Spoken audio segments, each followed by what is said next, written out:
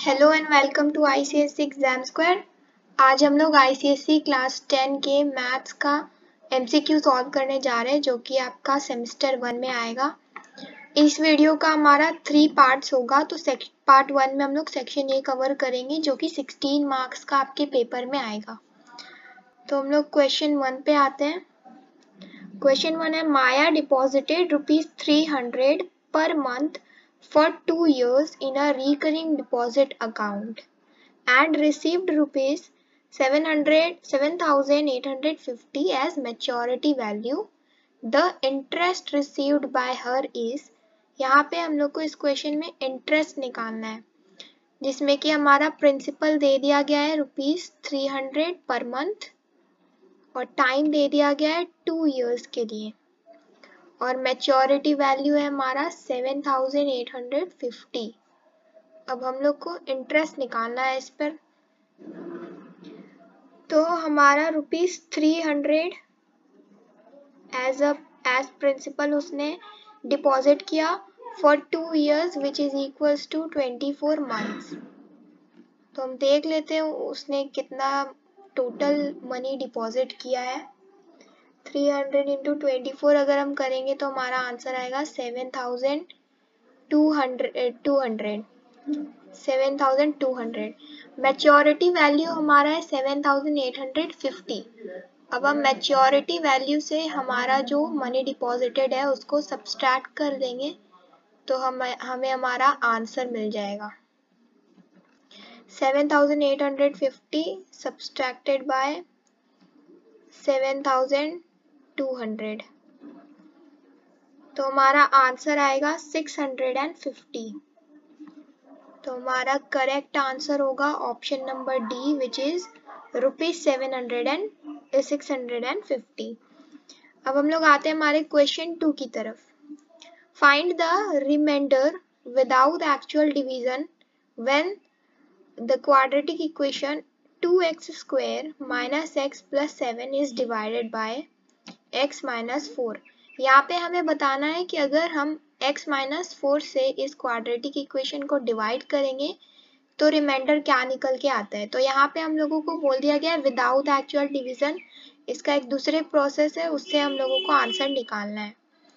तो हम लोग का x का वैल्यू हम लोग निकाल लेंगे। दिया हुआ है x minus 4 इक्वल्स टू 0। तो हमारा x आ जाएगा यहाँ पे x equals to 4।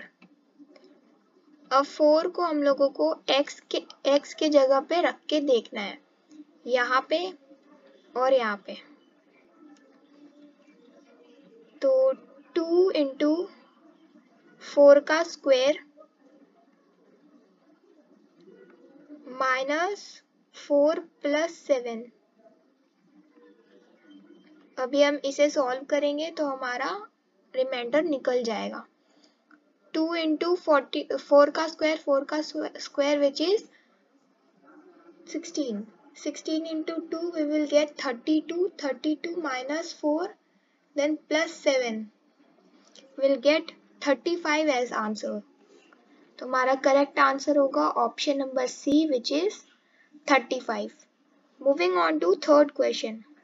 Find the third proportional to 8 and 12। यहाँ पे हम लोगों को थर्ड प्रोपोर्शनल निकालना है 8 का और 12 का। 8 upon x equals to x upon 12। Third proportional के केस में ये होता है हमारा x यहाँ पे भी होगा और यहाँ पे भी होगा। तो एक फॉर्मूला होता है हम लोग का x इक्वल्स टू 8 इंटू 12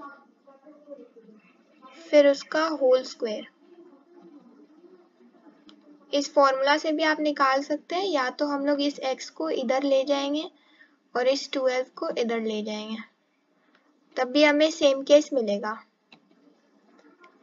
अगर हम 12 इंटू 8 करते हैं तो हमें मिलेगा 96 और 96 का रूट निकालना है।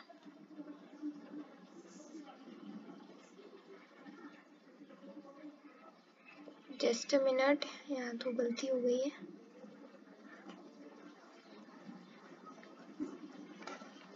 यहाँ पे थर्ड प्रोपोर्शनल निकालना है, ना कि mid proportional.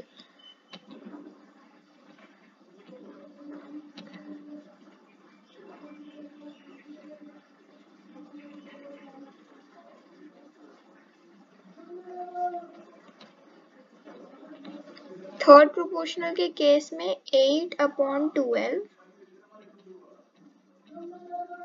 Equals to 12/x होता है, तो मैंने गलती कर दी थी वहां पे, 12/x होगा यहाँ पे।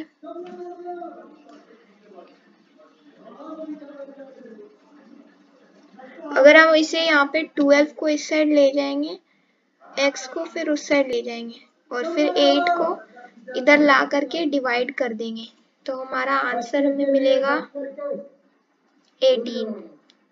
तो करेक्ट आंसर है हमारा option number B, which is 18।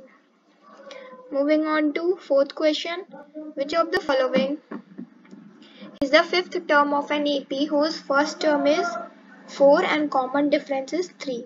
यहाँ पे हम लोगों को फिफ्थ टर्म बताना है अर्थमेटिक प्रोग्रेशन का, जिसका फर्स्ट टर्म हमारा 4 है और कॉमन डिफरेंस है हमारा -3। तो फिफ्थ टर्म a/n, ये फॉर्मूला हमारे बुक में दिया था, ये होता है a square, not a square, it's just a plus n-1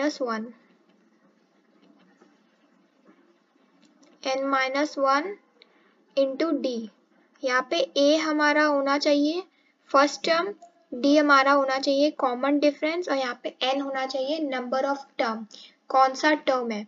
तो हमारा a 4 है, तो हम ले लेंगे a4 प्लस और n-1 which will be equal to 5-1 which is 4, और फिर उसको मल्टीप्लाई करना है कॉमन डिफरेंस से which is -3।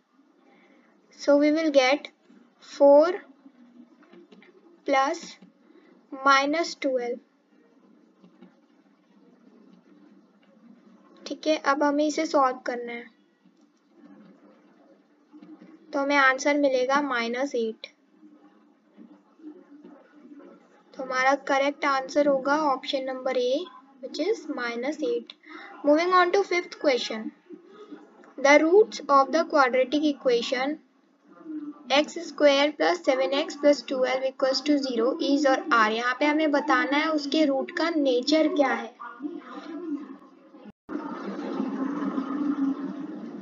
तो हमारा क्वाड्रेटिक इक्वेशन यहाँ पे हमें दे दिया गया है, हमें इसके रूट का नेचर बताना है, विच विल बी रियल और equal, not real, real and distinct या डिस्टिंक्ट। तो नेचर जो है वो हम लोग डिस्क्रिमिनेट से निकालते हैं। डिस्क्रिमिनेट का फॉर्मूला होता है b स्क्वायर माइनस 4ac। हमारा b स्क्वायर हम लोग का मिडिल वाला पार्ट होता है, b यहाँ पे 7 है, a होगा आगे वाला विच इज 1, यहाँ पे कुछ नहीं है तो 1, और c हमारा होता है 12। तो हम लोग ले लेंगे b स्क्वायर हमारा हो जाएगा 7 का square which is 49 minus 4 into 1, 4 into 1 हो जाएगा, then we will be having into 12 जो कि हमारा c है। तो हमें मिलेगा 49 minus 4 into 1 into 12 which is equal to 48। हमारा आंसर आएगा 1। 1 हमारा क्या है, इसका डिस्क्रिमिनेट है, तो डिस्क्रिमिनेट अगर हमारा 0 से बड़ा होगा तो हमारा नेचर ऑफ रूट हो जाएगा रियल एंड डिस्टिंक्ट। तो करेक्ट आंसर है हमारा option number C which is real and distinct. Moving on to question number 6। In the given figure triangle DEF, हमारा ट्रायंगल DEF यहाँ पर है, is similar to which triangle. हम लोगों को बताना है कि DEF ट्रायंगल किसके सिमिलर है। तो यहाँ पे हम लोग देख सकते हैं, यहाँ पे angle this one will be equal to this, उसके बाद यहाँ पे जो एंगल है हमारा DEF, वो एंगल इसके बराबर हो जाएगा FBC के, और ये वाला एंगल इसके। तो यहाँ पे हमें पता चल रहा है जो हमारा ट्रायंगल है DEF वो किसके बराबर है, FBC के बराबर, एक मिनट, नहीं CBF के बराबर है। तो हमारा आंसर हो जाएगा option number A which is CBF। Moving on to question number 7। If a matrix is of order 1:2 and matrix B, अगर हमारा मैट्रिक्स A ऑर्डर 1:2 का है, मैट्रिक्स B ऑर्डर 2:1 का है, देन मैट्रिक्स AB कौन से ऑर्डर का होगा। तो यहाँ पे इस वाले फॉर्म का हमारा ऊपर का जो आगे वाला पार्ट है उसे हम M मानते हैं, जो सेकेंड है वो हमारा N है, फिर मैट्रिक्स B का फर्स्ट वाला पार्ट हम लोग का N है और सेकेंड वाला पार्ट हम लोग का P है। तो हमें AB का ऑर्डर निकालने के लिए निकालना पड़ेगा M इंटू P। M हमारा यहाँ पे 1 है और P हमारा यहाँ पे 1 है, तो 1 इंटू 1 हमारा आंसर हो जाएगा। Correct answer will be option number B, 1 into 1। Moving on to question number 8। The ratio of CGST to SGST in transaction, intra state transaction मतलब एक ही स्टेट के अंदर में ट्रांजैक्शन, तो उसका हमारे CGST और SGST का रेशियो बताना है। ये तो कॉमन सा बात है, दोनों बराबर हिस्से का होगा तो 1:1। Moving on to question number 9। If 2, 7, x and 14 are in proportion, then the value of x will be what? हमें यहाँ पर 4 नंबर्स दे दिया गया है और कहा है ये प्रोपोर्शन में है, हमें x की वैल्यू निकालनी है। तो सबसे पहले हम इसे प्रोपोर्शन में लिख लेंगे, which will be 2/7 equals to x/14। अब 14 हमारा उस साइड चला जाएगा, इधर में डिवाइड है उधर जाके मल्टीप्लाई हो जाएगा, तो हमें मिलेगा 14 इंटू 2/7। 14 जाएगा 7 से 2 बार में, तो 2 into 2 which will be equal to 4। तो हमारा करेक्ट आंसर होगा ऑप्शन नंबर ए 4। x की वैल्यू हमारी आ गई 4। Moving on to question number 10। Mister Sharma deposited ₹2,500 per month for 2 years. Total amount deposited by him.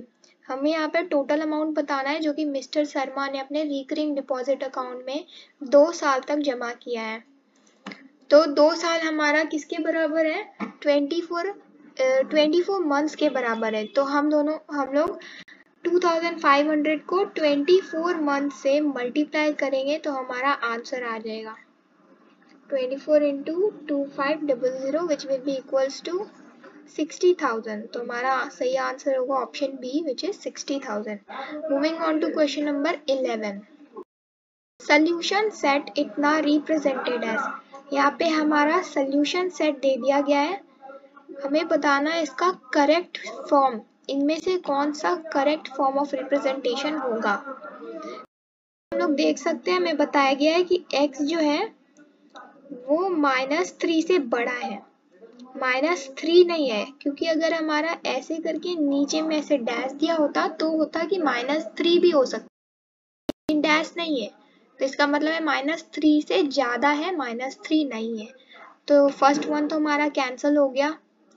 उसके बाद सेकेंड हमें दिया गया है कि 4 से छोटा है, तो यहाँ पे भी 4 है, ये भी नहीं होगा।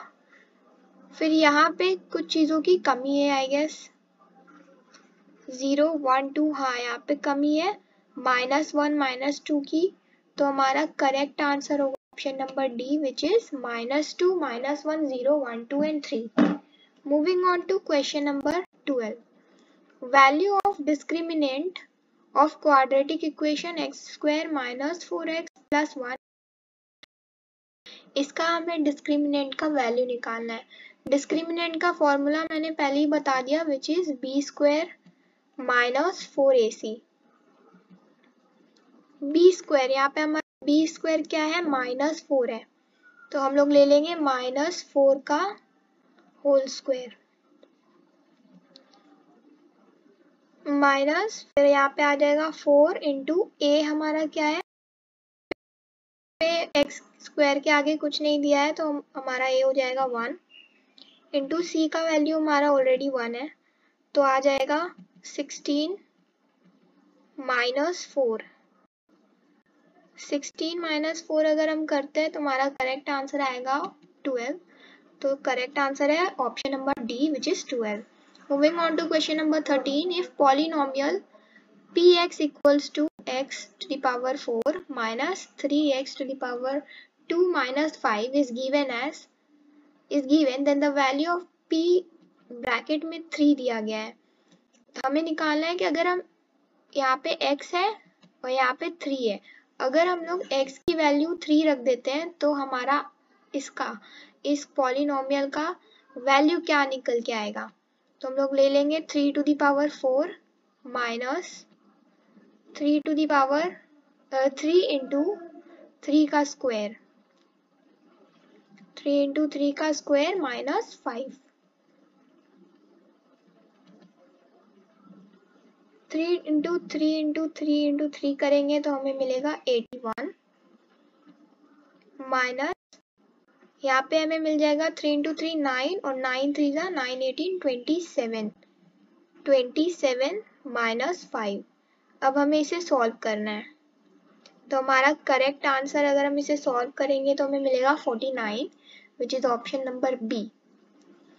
Moving on to question number 14, if यहाँ पे हमें मैट्रिक्स दिया गया है which is x 3y x plus z and y minus t equals to 6 12 4:1, the value of x y z and t respectively will be what। हमें बताना है, हमें इन सब का वैल्यू निकाला है जो कि है x, y, z और t। ठीक है, तो यहाँ पे हमें x का वैल्यू पहले ही दे दिया गया है, x के जगह हमारा क्या लिखा गया है 6, तो सारे ऑप्शंस में 6 है। उसके बाद यहाँ पे है 3y इक्वल्स टू 12। अगर हम लोग करते हैं 3y इक्वल्स टू 12 तो हमें मिलेगा y इक्वल्स टू 12/3, तो y की वैल्यू हमारी आ जाएगी 4। तो इनमें से हमारा काफी ऑप्शंस एलिमिनेट हो गया, ऑप्शन नंबर बी एलिमिनेट हो गया, ऑप्शन नंबर डी गया। अब हमें आगे की वैल्यू निकालनी है। यहाँ पे दिया गया है y plus Z equals to 4, y plus Z equals to sorry x plus Z, तो हमारे पास है x plus z equals to 4। x की वैल्यू हमें पहले ही मिल गई थी जो कि क्या निकाला था हमने 6, तो हम लोग ले लेंगे 6 प्लस z इक्वल्स टू 4। तो हमें z मिलेगा क्या, z इक्वल्स टू 4 माइनस 6। तो अगर हम लोग निकालेंगे इसका तो हमें आंसर में मिलेगा -2। तो -2 हमारे कौन से ऑप्शन में है, x मिल गया, y मिल गया, z निकालना था ऑप्शन नंबर सी में, तो हमारा करेक्ट आंसर हो जाएगा ऑप्शन नंबर सी। और अगर आप t की वैल्यू भी आगे निकालते हैं तो यहाँ पे से आप निकाल सकते हैं y minus T equals to 1, तो आपका आंसर 3 ही आना है। अब हम लोग बढ़ते हैं हमारे क्वेश्चन नंबर 15 की तरफ। Determine the common difference for the arithmetic progression whose third term is 5। यहाँ पे हमें दे दिया गया है कि अरिथमेटिक प्रोग्रेशन का थर्ड टर्म कितना है 5 है एंड फर्स्ट टर्म कितना है 3 है। हमें निकालना है कॉमन डिफरेंस। तो हम लोगों ने पहले पढ़ा था a का थर्ड वैल्यू, ठीक है, थर्ड टर्म, इसका फॉर्मूला क्या हो जाएगा, यहाँ पे फर्स्ट टर्म आएगा सबसे पहले which is 3, then we will be having plus n minus 1, n हमारा क्या है 3 है, 3 माइनस 1 वी विल गेट 2, और डिवाइड और मल्टीप्लाई होगा, ये कॉमन डिफरेंस है तो डिफरेंस यहाँ हमें निकालना है। तो हम लोग मान लेते हैं इसको d इक्वल्स टू, हमें पहली वैल्यू दे दिया गया है थर्ड टर्म का 5। अब हमें इसे सॉल्व करना है। तो हमें मिलेगा 3 plus 2d equals to 5।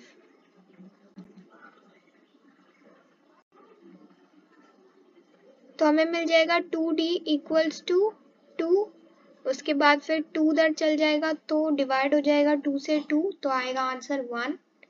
तो हमारा करेक्ट आंसर होगा option number D which is 1। Moving on to next question, last question of this video, question number 16। x plus 1 is a factor of the quadratic equation 3x to the power 3 plus kx to the power 2 plus 7x plus 4। Value of k, हमें यहाँ पे value of k निकालना है। हमें क्या दिया गया है यहाँ पे कि फैक्टर क्या है हमारा x plus 1 है। तो अगर हम लोग करेंगे x plus 1 equals to 2 equals to 0 sorry, तो हमें x की वैल्यू मिलेगी x equals to -1।